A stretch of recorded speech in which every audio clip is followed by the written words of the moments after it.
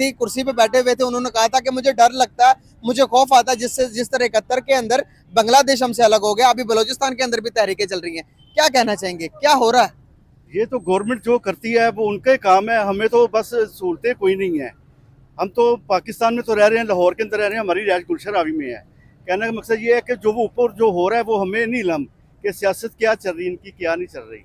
बस कहने का मतलब यही है कि हम लोग जो है ना देखते हैं अपना कि हम तो जॉब कर रहे हैं, कारोबार भी कर रहे हैं, लेकिन वो हमें सहूलतें मुयसर नहीं है। हर चीज जो वो कहते हैं बलूचिस्तान की आवाम तो कहती है मुझे भी, हमें भी हकूक कोई भी हासिल नहीं है। यहाँ पर सी पैक आपने बनाया, वो सी पैक हमें मिलने की जगह, उसकी जो वहां से जो मुराद है हमें मिलने की बजाय वो पंजाब की गवर्नमेंट खा रही है। और क्या कर रहे हैं वो, बलूचिस्तान लिबरेशन आर्मी उन्होंने बनाई हुई है।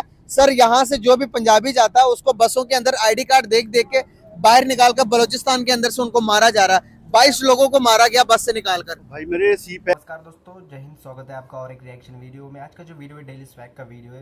देखिए, आतंकी हमले में बलूचिस्तान में तकरीबन 22 से ज़्यादा जाने जा चुकी है। देखिए, पाकिस्तान की आर्मी और पाकिस्तान की गवर्नमेंट, पाकिस्तान की मीडिया तो भारत के ऊपर ही आरोप लगाएंगे कि भाई इसमें भी भारत का ही हाथ था।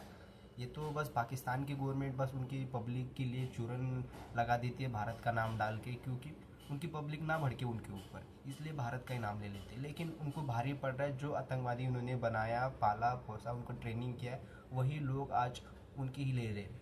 मतलब कर्माइज बैक हो रहा है ना सब कुछ। जो आप जितना दूसरे के ऊपर ब्लेम डालोगे, दूसरे के बारे में भला बुरा बोलोगे, उल्टा आपके ही वहाँ आ जाएगा। देखिए ना, पाकिस्तान में पाकिस्तान के लोग आतंकी पालते पोसते और उल्टा उनके ही बच्चे उनको ही पीछे से बम वो डाल रहे हैं। मतलब सही हो रहा है, एक तरफ से देखा जाए तो एकदम सही है, ये तो होना ही था।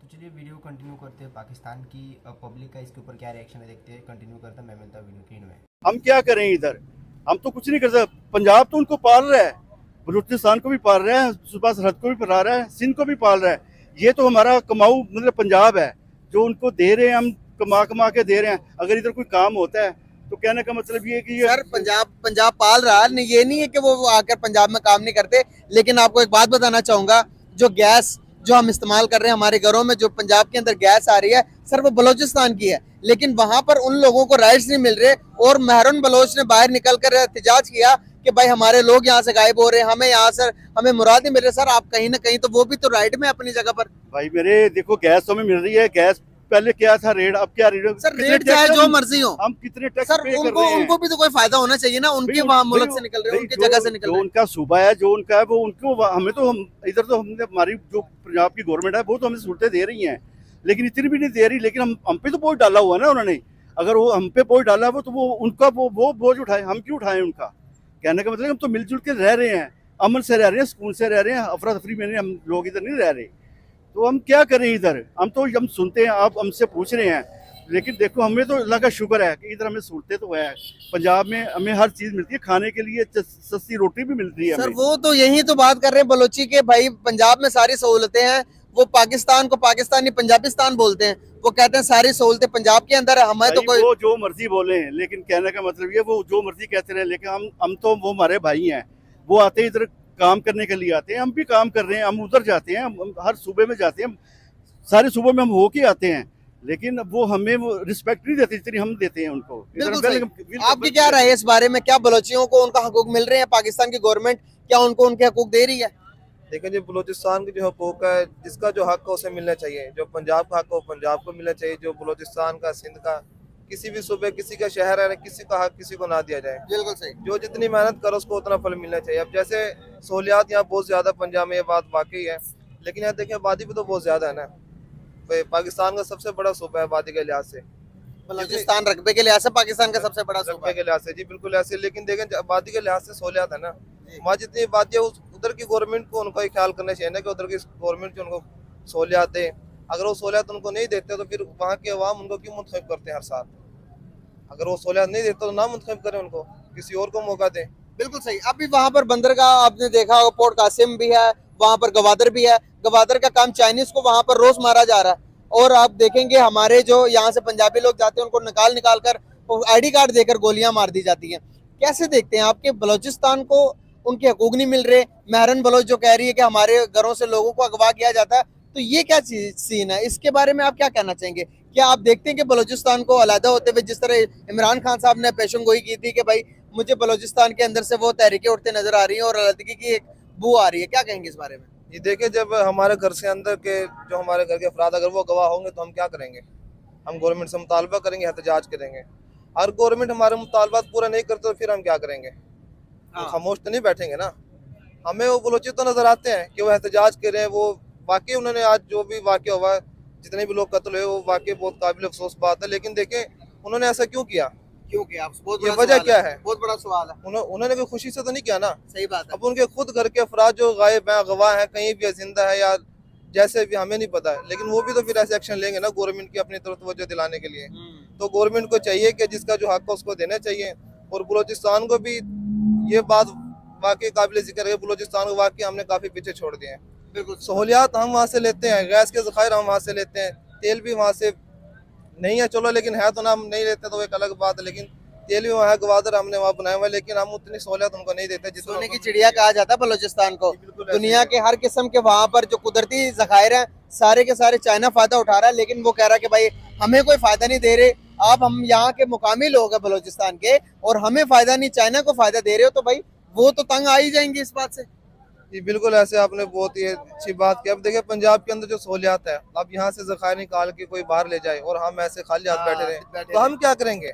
सही बात है। खुद के ऊपर सोचना चाहिए कि अगर उनकी बलोची की जगह अगर हम होते तो हम क्या करते? बिल्कुल सही बात है। अगर हमारा हक छीन के किसी दूसरे को दिया जाए तो हम खामोश थोड़ी बैठेंगे, हम एहतजाज करेंगे। बिल्कुल सही बात है। अल्लाह ना करे जिस तरह की तहरीकें उठ रही हैं, आपको क्या लगता है फ्यूचर कैसे देख रहे हैं आप बलूचिस्तान का? और पूरे पाकिस्तान की बात करें तो क्या पाकिस्तान पूरे में ये सिचुएशंस है? क्यों नहीं गवर्नमेंट इस बात पर कर रही, बिजली के बिल सस्ते और ये सारी चीजें? बलूचिस्तान का क्या हाल है? ये जो हमारे तिब्का हाकिम है उसको इस बात पे सोचना चाहिए कि जैसे अभी कुछ अरसा पहले श्रीलंका के हालात हमारे सामने हैं, सही बात कि है। अभी हाल ही में बांग्लादेश कुछ रोज पहले बांग्लादेश के हालात हमारे सामने, तो इनको भी सोचना चाहिए कि पाकिस्तानी अवाम अगर खामोश है तो इसकी खामोशी का इतना नाजायज फायदा ना उठाया जाए। बिल्कुल सही। अगर ये इनकलाब आ गए तो इसे वाकई कोई नहीं रोक सकेगा, अगर इनकलाब आए तो। बिल्कुल लेकिन सही अगर पाकिस्तानी अवाम खामोश है तो आप भी इनका ख्याल रखें, इनको सहूलियात दें, जिसका जो हक बनता है उसको दें। बिल्कुल सही। आप थोड़ा आगे आएंगे, बात करेंगे आप बलूचिस्तान के रिलेटेड? नहीं कर सकते? आप में से कोई करना चाहेगा? चलें, कोई इशू नहीं है। बहुत शुक्रिया आप लोग का, थैंक यू सो मच। बहुत शुक्रिया अंकल जी। अस्सलाम वालेकुम। वालेकुम, कैसे हैं आप? अल्लाह का शुक्र। अब भाईजान, अब बात करने का पर्पस आपसे ये है, ग्लोबल साउथ समिट हो गई है, अभी एससीओ हो रही है पाकिस्तान के अंदर, क्या कहना चाहेंगे? शंघाई कॉरपोरेशन हो रही है जिसके अंदर बड़े मुल्कों के जितने भी लीडर्स हैं सारे आएंगे पाकिस्तान के लिए, और पाकिस्तान के अंदर समिट होगी और दुनिया के बारे में बातचीत होगी कि किस तरह से हम अपनी इकोनॉमी को बूस्ट कर सकते हैं, किस तरह से अपने मसाइल को डिस्कस करेंगे वो। तो सर, उसमें शहबाज शरीफ साहब ने अभी इनविटेशन भेजा हमारे पड़ोसी मुल्क इंडिया के प्राइम मिनिस्टर नरेंद्र मोदी के लिए, क्या कहना चाहेंगे? क्या वो इस समिट में आएंगे? अगर आते हैं तो कैसा वेलकम होगा, क्या होगा, क्या कहना चाहेंगे इस बारे में? क्वेश्चन बड़ा लंबा है आपका। पहली बात तो यह है कि जब तक मुल्क में जो है पॉलिटिकल स्टेबिलिटी नहीं होगी ना, और एक कंसेंसस लार्जर स्केल पे नहीं होगा, तब तक तो आप एक छोड़ के 20 समिट कर लें, उनका कोई फ़ायदा नहीं है। आएंगे वो? मुश्किल लगता है। मुश्किल लगता है, क्यों? क्योंकि वो कोई भी ऐसा काम नहीं करेंगे जिससे पाकिस्तान किसी तरीके से भी ग्लोरीफाई हो या पाकिस्तान किसी तरीके से भी हाईलाइट हो। अच्छा। मतलब रादर वो ऐसा काम करने की कोशिश करेंगे जिससे पाकिस्तान की इंसल्ट हो इतने हाई लेवल पे, और पाकिस्तान सिर्फ वो नहीं, हम भी ट्राई करते हैं, हमारी भी पूरी कोशिश है हर प्लेटफॉर्म पर। नहीं, नो डाउट, लेकिन अगर आपने मतलब खास तौर पे उनका पूछा तो मेरा नहीं ख्याल कि वो आएंगे। दोनों मुल्क एक दूसरे की टांग खींचने के पीछे लगे हुए हैं। कहीं भी किसी भी यूएन के अंदर जाएं, कहीं भी दुनिया के किसी भी प्लेटफॉर्म पर दोनों इकट्ठे होते हैं तो कोशिश करते हैं कि एक दूसरे को डिग्रेड किया जाए, एक दूसरे को डिफेम किया जाए। कैसे समझते हैं आप? क्या इस चीज़ का कोई एंड है?